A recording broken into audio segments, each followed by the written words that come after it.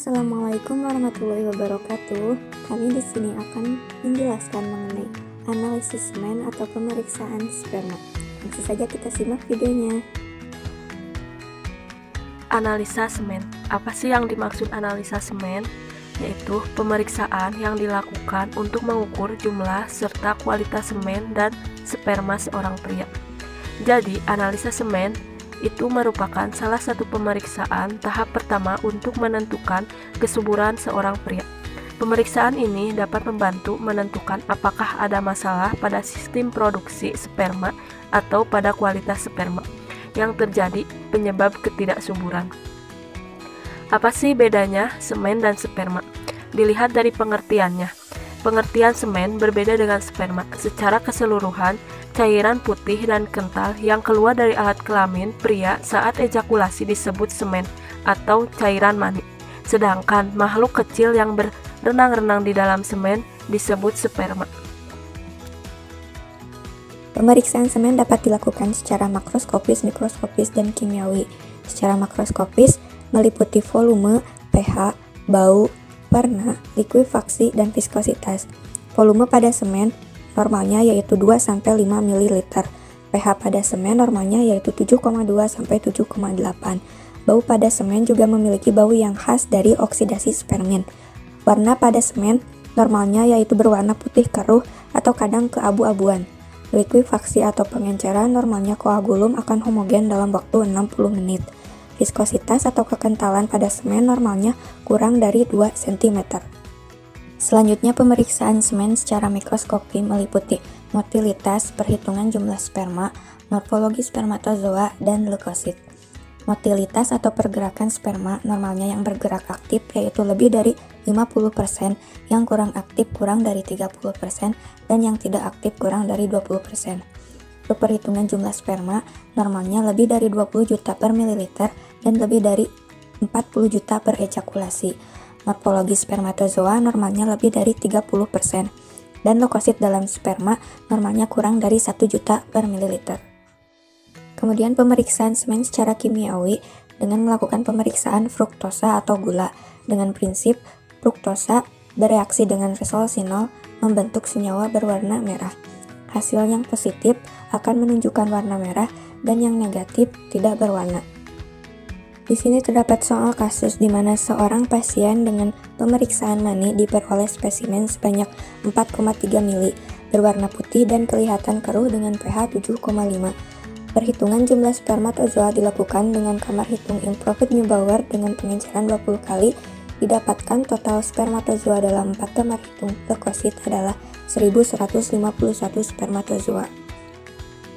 Pada kasus tersebut, ada beberapa pertanyaan. Yang pertama, apa persiapan pasien yang perlu dilakukan untuk pemeriksaan tersebut? Yang pertama, persiapan pasien. Pasien melakukan abstinensi selama 3-5 hari maksimal 7 hari.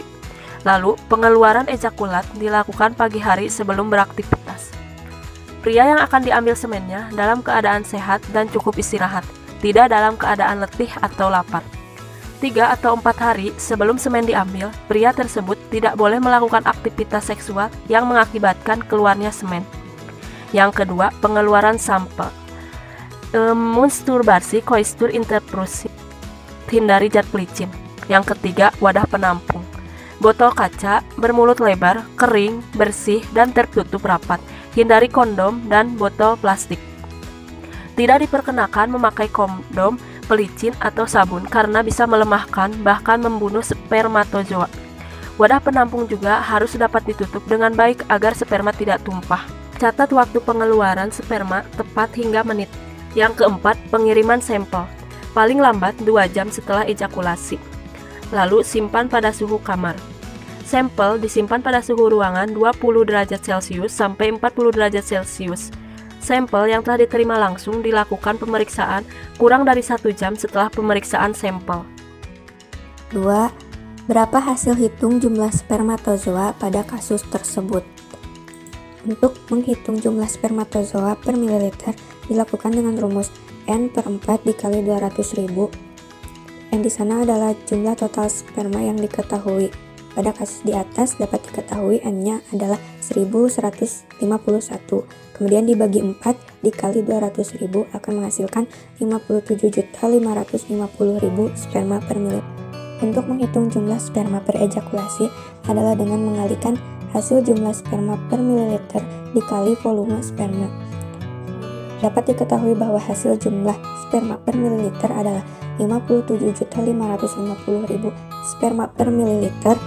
Kemudian volume spermanya sebanyak 4,3 ml. Hasil yang didapat adalah 247.465.000 sperma per ejakulasi. Lalu, pertanyaan yang selanjutnya, apa reagen yang digunakan untuk fiksasi dan pewarnaan dalam pemeriksaan morfologi spermatozoa? Yaitu, reagen yang digunakan untuk fiksasi adalah dengan larutan metil alkohol. Kemudian, selanjutnya dilakukan pewarnaan dengan larutan gimsa. Nomor 4. Jika hasil pemeriksaan motilitas progresifnya 65%, interpretasikan hasil pemeriksaan semen tersebut secara menyeluruh termasuk makroskopis dan mikroskopis. Interpretasi hasil dari pemeriksaan pada kasus di atas didapatkan progresif, yaitu 65%, berarti pergerakan spermanya normal karena masih dalam batas nilai rujukan. Kemudian volumenya didapatkan sebanyak 4,3 ml, berarti volume semen tersebut masih normal. Kemudian warna berwarna putih keruh, artinya warna pada semen tersebut masih dalam batas nilai rujukan. pH sperma 7,5, berarti masih dalam batas nilai rujukan. Kemudian konsentrasi didapatkan 57.550.000 sperma per mililiter, berarti jumlah sel sperma termasuk normal karena masih dalam batas nilai rujukan, yaitu lebih dari 20 juta per mililiter. Kemudian morfologi sperma normalnya lebih dari 30%. Dapat disimpulkan bahwa hasil pemeriksaan pada kasus di atas adalah normozospermia karena jumlah sperma masih dalam batas nilai rujukan. Istilah-istilah pada pemeriksaan sperma yaitu polizospermia adalah sperma yang memiliki konsentrasi sangat tinggi. Kemudian oligospermia adalah jumlah sperma kurang dari 20 juta per mililiter. Hipospermia, volume semen kurang dari 1,5 ml. Hiperspermia adalah volume semen lebih dari 8 ml. Aspermia adalah tidak adanya semen yang keluar saat ejakulasi. Biospermia adanya sel leukosit pada semen. Hematospermia adanya sel eritrosit pada semen. Astenospermia sperma yang mampu bergerak lebih dari 40%. Teratozospermia lebih dari 40%, bentuk spermanya abnormal. Kemudian nekozospermia adalah sperma yang tidak hidup. Terima kasih teman-teman sudah menonton. Wassalamualaikum warahmatullahi wabarakatuh.